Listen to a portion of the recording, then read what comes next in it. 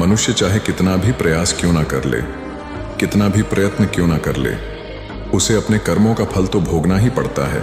चाहे मनुष्य कितना ही प्रयत्न कर ले, लेकिन वह कभी अपने कर्मों से बच नहीं सकता।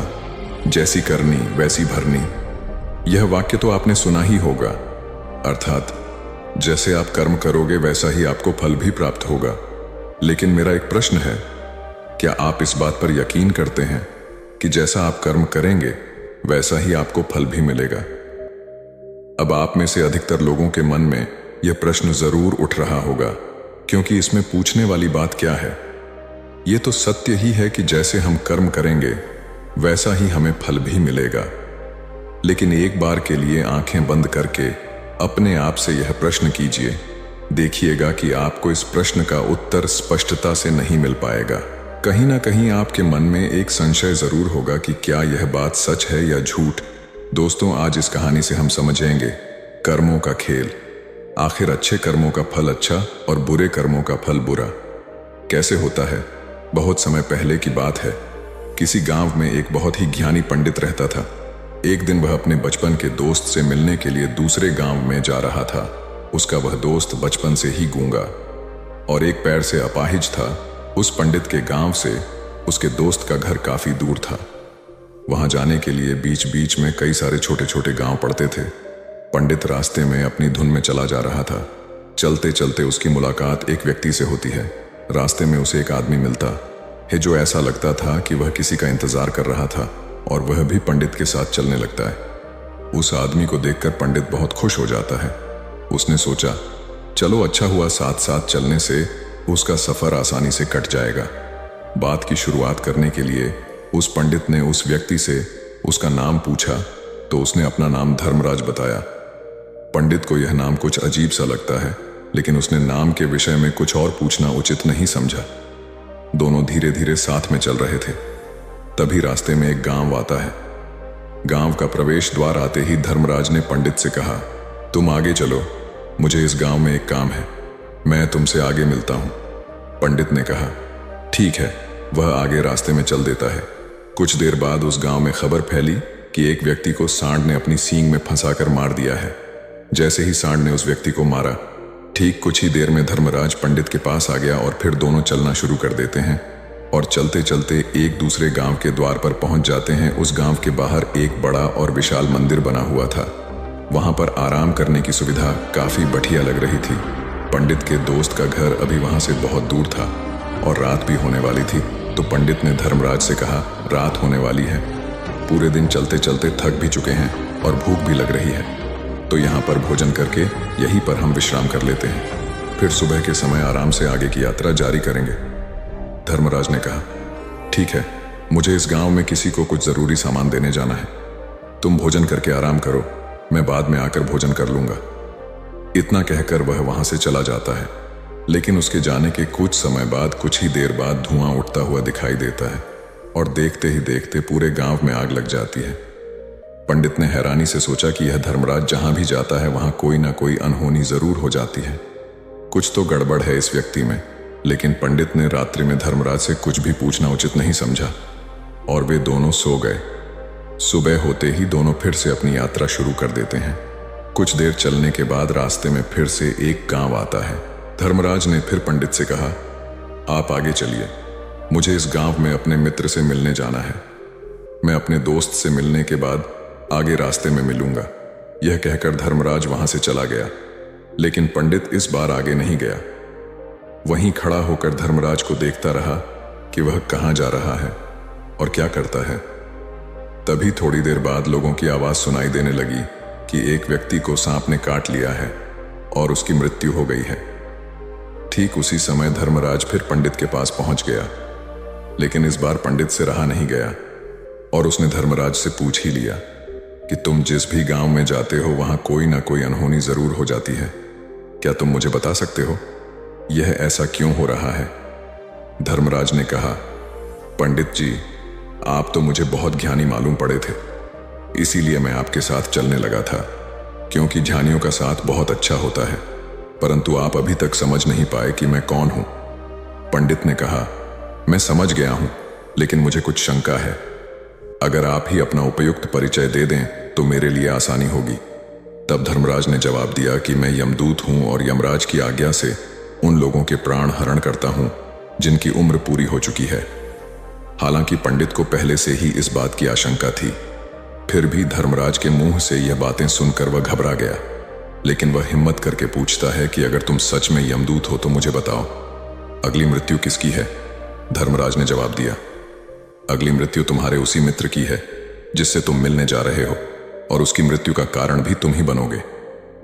ये बात सुनकर पंडित सहम गया और सोच में पड़ गया कि अगर सच में यह धर्मराज यमदूत हुआ तो उसकी बात भी सच होगी और उसके कारण मेरे बचपन के सबसे अच्छे मित्र की मृत्यु हो जाएगी। तो सबसे अच्छा तो यही होगा कि मैं अपने मित्र से मिलने ही ना जाऊं, कम से कम मैं उसकी मृत्यु का कारण तो नहीं बनूंगा। धर्मराज ने मुस्कुराते हुए कहा, तुम जो सोच रहे हो वो सब मुझे पता है, मगर तुम्हारे अपने मित्र से मिलने ना जाने से नियति नहीं बदल जाएगी। तुम्हारे मित्र की मृत्यु तो निश्चित है और वह अगले कुछ ही पलों में घटित होने वाली है। महाकाल के मुंह से ऐसी बातें सुनकर पंडित को झटका लगा, क्योंकि महाकाल ने पंडित के मन की बातें पढ़ ली थीं, जो कि एक सामान्य व्यक्ति के लिए संभव नहीं है। अब पंडित को विश्वास हो गया कि यह धर्मराज सचमुच में यमदूत ही है। जब पंडित को यह पूर्ण विश्वास हो गया कि धर्मराज जी यमदूत हैं तो वह घबरा गया। वह अपने मित्र की मृत्यु का कारण नहीं बनना चाहता था, इसलिए वह पलटकर अपने गांव की तरफ वापस जाने लगा। लेकिन जैसे ही पंडित वापस जाने के लिए मुड़ा, उसने देखा कि उसका मित्र तेजी से उसकी तरफ चला आ रहा है, जो कि पंडित को देखकर अत्यंत प्रसन्न दिखाई पड़ रहा था। अपने मित्र के आने की गति को देखकर पंडित को ऐसा लगा कि जैसे उसका मित्र काफी देर से उसका ही पीछा कर रहा है, लेकिन वह बचपन से ही गूंगा था और एक पैर से लंगड़ा भी था। इसीलिए ना तो वह पंडित को आवाज देकर रोक पाया था और ना ही उस तक पहुंच पा रहा था। लेकिन जैसे ही वह पंडित के पास पहुंचा, अचानक ही जमीन पर गिर पड़ी और तुरंत ही उसकी मृत्यु हो गई। पंडित हक्का बक्का होकर धर्मराज की ओर देखने लगा, जैसे कि वह पूछना चाह रहा हो कि आखिर क्या हुआ। धर्मराज पंडित के मन में उठ रहे प्रश्नों को समझ गया और बोला, तुम्हारे मित्र ने पिछले गांव में ही तुम्हें देख लिया था और वे वहीं से ही तुम्हारा पीछा कर रहा था, लेकिन गूंगा और लंगड़ा होने की वजह से वह तुम तक नहीं पहुंच पाया। उसने अपनी पूरी ताकत लगाकर तुम तक पहुंचने का प्रयास किया, लेकिन बुढ़ापे में बचपन जैसी ताकत नहीं होती, इसलिए दिल का दौरा होने के कारण उसकी मृत्यु हो गई, क्योंकि वह तुमसे मिलने के लिए अपनी सीमाओं को तोड़कर तुम्हारे पीछे भाग रहा था। इसलिए अपने मित्र की मृत्यु का कारण भी तुम ही कहलाओगे। अब पंडित को पूर्णतः यह विश्वास हो गया था कि धर्मराज एक यमदूत है और उसका कार्य जीवों के प्राण हरना है। लेकिन पंडित एक ज्ञानी व्यक्ति था। वह यह भी जानता था कि मृत्यु पर किसी का वश नहीं है, सबको एक ना एक दिन मरना ही है। यही सोचकर उसने अपने आप को संभाल लिया। लेकिन अचानक ही पंडित के मन में अपनी मृत्यु के बारे में जानने की इच्छा हुई, इसलिए उसने धर्मराज से पूछा कि जब मृत्यु मेरे दोस्त की होनी थी तो तुम शुरू से ही मेरे साथ क्यों चल रहे थे? यह प्रश्न सुनकर धर्मराज जोर से हंसा और बोला, मैं तो हर पल हर क्षण सभी के साथ चलता हूं, किंतु लोग पहचान नहीं पाते, क्योंकि लोगों के पास अपनी समस्याओं के अलावा किसी और व्यक्ति, वस्तु या घटना के बारे में सोचने समझने या उसे देखने का समय ही नहीं होता। पंडित ने कहा, तो क्या तुम यह बता सकते हो कि मेरी मृत्यु कब, कहां और कैसे होगी? महाकाल ने कहा, हालांकि किसी भी सामान्य जीव के लिए अपनी मृत्यु के बारे में जानना ठीक नहीं है, क्योंकि कोई भी जीव हो या जानकर, वह अपनी मृत्यु के बारे में जानकर बहुत दुखी हो जाता है।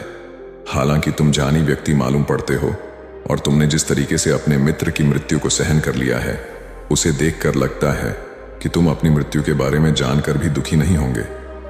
महाकाल ने कहा, तो सुनो, तुम्हारी मृत्यु आज से ठीक 6 महीने बाद आज ही के दिन किसी दूसरे राज्य में फांसी लगने से होगी। और सबसे हैरानी की बात तो ये होगी कि तुम स्वयं ही खुशी से उस फांसी को स्वीकार कर लोगे। इतना कहकर धर्मराज वहां से चला गया, क्योंकि अब धर्मराज के पास पंडित के साथ चलते रहने का कोई कारण न था। इसके बाद पंडित ने अपने मित्र के शरीर का अंतिम संस्कार किया और यथाशक्ति उसके क्रियाकर्म करके अपने गांव वापस आ गया। लेकिन कोई व्यक्ति कितना भी ज्ञानी क्यों ना हो, अपनी मृत्यु के बारे में जानकर दुखी तो होता ही है और मृत्यु से बचने का कोई ना कोई उपाय भी खोजता है। तो पंडित ने भी वही किया। क्योंकि पंडित विद्वान था, इसलिए उसकी पहचान उस राज्य के राजा तक थी। पंडित ने सोचा कि राजा के पास तो कई सारे ज्ञानी मंत्री हैं, वह मेरी मृत्यु से संबंधित समस्या का कोई ना कोई समाधान निकाल ही लेंगे। पंडित यही सब सोचता हुआ राज दरबार में पहुंच जाता है और राजा से सारी घटना के बारे में बताता है। राजा ने अपने मंत्रियों को सारी समस्या बताई और उनसे सलाह मांगी। अंत में सभी ने विचार विमर्श करके कहा, अगर पंडित की बात सही है तो उसकी मृत्यु भी 6 महीने बाद ही होगी, लेकिन मृत्यु तो तब होगी जब वह किसी दूसरे राज्य में जाएगा। यदि वह किसी दूसरे राज्य में जाए ही ना तो मृत्यु ही नहीं होगी। मंत्रियों की यह सलाह राजा को भी सही लगी। इसके बाद पंडित के रहने की सारी व्यवस्था महल में ही कर दी गई और राजा के आदेश के बिना उस पंडित से किसी को भी नहीं मिलने दिया जाता था। लेकिन पंडित कहीं भी आ जा सकता था ताकि पंडित को यह न लगे कि वह राजा की कैद में है, परंतु पंडित डर के मारे स्वयं ही कहीं आता जाता नहीं था। धीरे धीरे महीने गुजरते गए और पंडित की मृत्यु का समय नजदीक आने लगा और अंततः वह भी दिन आ गया जिस दिन पंडित की मृत्यु होनी थी। तो जिस दिन पंडित की मृत्यु होनी थी उसकी एक रात पहले पंडित डर के मारे जल्दी ही सो गया ताकि जल्दी से वह रात बीत जाए और अगला दिन आ जाए ताकि उसकी मृत्यु टल सके। यही सोचकर वह जल्दी सो जाता है, लेकिन पंडित को नींद में चलने की बीमारी थी और अपनी इस बीमारी के बारे में वह स्वयं ही नहीं जानता था। तो फिर राजा मंत्री या किसी वैद्य को इसके बारे में बताने का कोई प्रश्न ही नहीं उठता। पंडित अपनी मृत्यु को लेकर बहुत चिंतित था। वह पिछले कई दिनों से ठीक है, सो भी नहीं पा रहा था और नींद में चलने की बीमारी भी तभी होती है जब व्यक्ति ठीक से सो नहीं पा रहा हो। तो उस रात भी पंडित को नींद में चलने का दौरा पड़ा। वह उठा और महल से निकलकर अस्तबल में गया। क्योंकि पंडित राजा का खास मेहमान था, इसलिए किसी भी पहरेदार ने उसे नहीं रोका और ना ही किसी तरह की कोई पूछताछ की। अस्तबल में पहुंचकर वह सबसे तेज चलने वाले घोड़े की पीठ पर सवार होकर नींद में ही अपने राज्य की सीमा से बाहर दूसरे पड़ोसी राज्य में चला गया। इतना ही नहीं, वह दूसरे राज्य के राजा के महल में पहुंच गया। उस महल के पहरेदार ने भी उसे नहीं रोका और ना ही कोई पूछताछ की। सभी लोग रात्रि का अंतिम प्रहार होने के कारण गहरी नींद में थे। वह पंडित सीधे राजा के सैन्य कक्ष में पहुंचा जहां राजा और रानी सो रहे थे। वह पंडित वहीं जाकर सो गया। सुबह हुई तो राजा ने पंडित को रानी के बगल में सोया हुआ देखा तो राजा बहुत क्रोधित हो गया। राजा ने पंडित को कैद करने का आदेश दे दिया। पंडित गिरफ्तार हो गया, लेकिन पंडित तो भौचक्का था। उसे तो कुछ समझ नहीं आ रहा था कि आखिर वह दूसरे राज्य में और राजा के सैन्य कक्ष में कैसे पहुंचा। लेकिन वहां उसकी यह सब सुनने वाला कोई नहीं था। अगली सुबह राजा ने पंडित को दरबार में पेश करने का आदेश दिया। कुछ देर बाद उस पंडित को दरबार में लाया गया। पंडित को देखते ही राजा इतना बबूला हो गया कि उसे फांसी पर चढ़ा देने का हुक्म सुना दिया। फांसी की सजा सुनकर पंडित कांप गया, लेकिन फिर भी थोड़ी सी हिम्मत जुटाकर राजा से बोला, महाराज, मैं नहीं जानता कि मैं राजमहल तक कैसे पहुंचा। मैं यह भी नहीं जानता हूं कि आपके सैन्य कक्ष तक मैं कैसे आया और आपके महल के किसी पहरेदार या सैनिक ने मुझे रोका क्यों नहीं। लेकिन मैं इतना जरूर जानता हूं कि आज मेरी मृत्यु होनी थी और वो होनी भी जा रही है। राजा को यह बात थोड़ी अजीब लगी। उसने पंडित से पूछा, तुम्हें कैसे पता कि आज तुम्हारी मृत्यु होनी है? राजा के इस प्रश्न के जवाब में पंडित ने पिछले 6 महीने का सारा वाक्य राजा को सुना दिया और बोला, महाराज, मेरा क्या किसी भी सामान्य व्यक्ति में इतना साहस नहीं कि वह राजा के सैन्य कक्ष में राजा की उपस्थिति में रानी के साथ सो जाए। राजा को पंडित की बात में थोड़ा तर्क दिखाई पड़ा, परंतु उसने सोचा कि यह मृत्यु से बचने के लिए धर्मराज और उसके द्वारा अपनी मृत्यु की भविष्यवाणी की कहानी बना रहा है। इसलिए राजा ने पंडित से कहा, यदि तुम्हारी बात सत्य है और आज यह तुम्हारी मृत्यु का दिन है जैसा कि यमदूत धर्मराज ने तुमसे कहा था, तो आज तुम्हारी मृत्यु का कारण मैं नहीं बनूंगा। लेकिन यदि तुम्हारी बात झूठी निकली तो निश्चित ही आज तुम्हारी मृत्यु का दिन होगा ना, क्योंकि जिस राज्य से पंडित आया था उस राज्य का राजा इस राजा का मित्र था। इसलिए इस राजा ने तुरंत अपने 2 सैनिकों को पड़ोसी राजा के पास भेजकर पंडित की बात की सत्यता का प्रमाण मांगा भेजा। भेजे गए सैनिक शाम तक लौटे और उन्होंने राजा को बताया कि महाराज, पंडित जो कुछ भी कह रहा है वह सब सत्य है। पड़ोसी राज्य के राजा ने पिछले 6 महीने से पंडित के रहने की सारी व्यवस्था अपने ही महल में कर रखी थी। पंडित राजा का खास मेहमान था। कल शाम राजा आखिरी बार पंडित से उसके कक्ष में मिले थे और उसके बाद यह इस राज्य में कैसे पहुंच गया इसकी जानकारी किसी को भी नहीं है। इसलिए उस राज्य के राजा के अनुसार पंडित को फांसी की सजा देना ठीक नहीं है। लेकिन राजा के सामने एक नई समस्या थी, क्योंकि उसने बिना पूरी बात जाने ही पंडित को फांसी की सजा सुना दी थी। इसलिए अगर पंडित को फांसी नहीं दी जाती तो राजा के वचन का अपमान हो जाएगा। लेकिन अगर राजा की बात का मान रखा जाए तो बेवजह ही एक निर्दोष व्यक्ति की मौत हो जाएगी। राजा ने अपने सभी मंत्रियों से इस बारे में सुझाव मांगा तो मंत्रियों ने राजा को सुझाव दिया कि महाराज, पंडित को एक कच्चे सूत के धागे से फांसी लगवा दी जाए। इससे आपके कथन का भी मान रह जाएगा और कच्चे सूत के धागे से पंडित को फांसी भी नहीं लगेगी और उसके प्राण भी बच जाएंगे। राजा को मंत्रियों का यह सुझाव पसंद आया और उसने ऐसा ही करने का आदेश दे दिया। पंडित के लिए कच्चे सूत के धागे से फांसी का फंदा बनाया गया और नियम के अनुसार पंडित को फांसी पर चढ़ाया जाने लगा। सभी लोग बहुत खुश थे कि ना तो पंडित मरेगा और ना ही राजा का वचन खाली जाएगा।